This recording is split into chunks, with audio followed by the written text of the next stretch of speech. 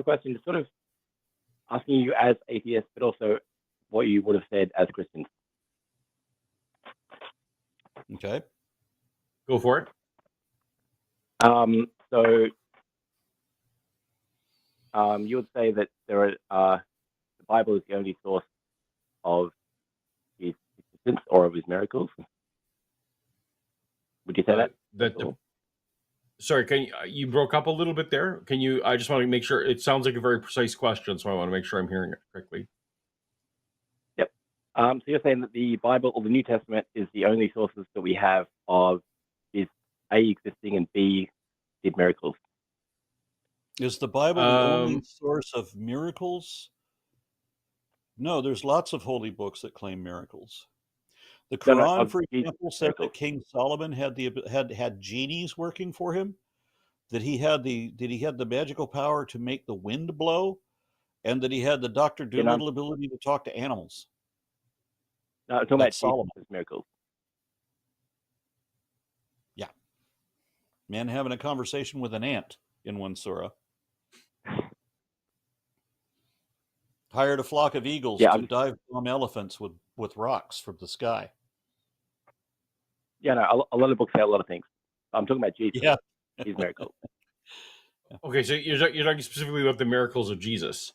So it's a bit of a nuanced, complicated question.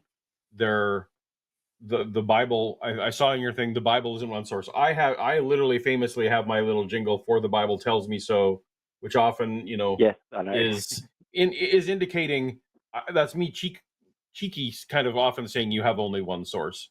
But you do need to be nuanced in that the Bible, you are correct, is a collection of books.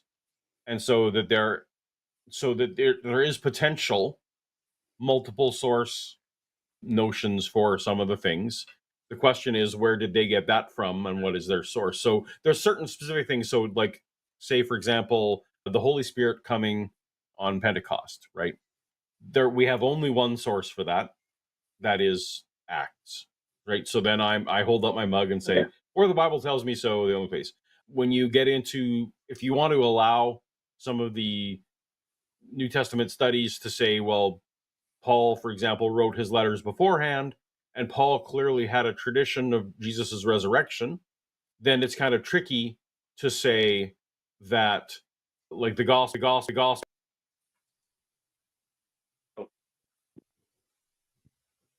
Hello? Can't hear you, Paul. So I'll let you there for a second, but I'm back. Okay. Paul, you still with us? Still can't hear you. Oh, Paul's gone. Okay. And I don't know I can't pick up where Paul was going because I have no idea where he was headed with that. Yeah. I love the faces he makes when he's trying to look for stuff on his screen. Yeah, I know he can hear us. Looks like he's muted. All right. Yeah, it looks that way. How about now? Yeah, but there you are. There you are. We hear you again. So where I was rambling with all that was this to say, I really don't actually love it when atheists or non-Christians are a little bit brute in sometimes throwing out, even though it's my slogan for the Bible tells me so. You just need to be a little bit more careful about what the claim is. And so I don't know if that answers your question in any way, but most of the time the answer is yes. Most of the time the Bible is our one and only source for like walking on water or specific healings, or if you want to like feeding of the 5,000, like you absolutely could say, yeah, the Bible's the only source. And even though it's in multiple gospels, the gospels are clearly literally dependent on each other, all four of them. Don't let them tell you that John isn't, because John absolutely is literary dependent on the others. So in that way, it comes down to, well, no, they're sharing either a common literary source or a common oral tradition. Does that in any way answer your question, Matt? I don't know, to be honest. Okay. Sorry. I think I get what you're saying. Oh, okay. We'll go to my other question. Is what about the Apocryphal Gospels? Well, if you're talking about the Bible is one source. If they were written at about the same time, yeah, the Bible is one source. Let's say it is. Right. are they another source? So the Apocryphal Gospels. It depends on who you ask. Do you ask a Jewish person or a Christian?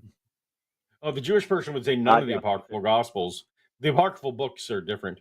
The Gospels, so they're written anywhere from late, like 2nd century, depending on which ones you're talking about, to all the way to 9th century, right? Like you get different Gospels of Judas Iscariot and Gospels of Pilate and Gospels of So again, you need to be a little bit more precise.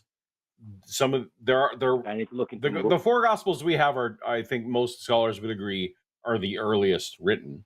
Now, what I observe when I read the Apocryphal Gospels, so for example, you have the Gospel of Thomas and the Gospel of James, and those, all of a sudden, like, everything gets bigger. Every single time a new one gets written, the stories get more elaborate.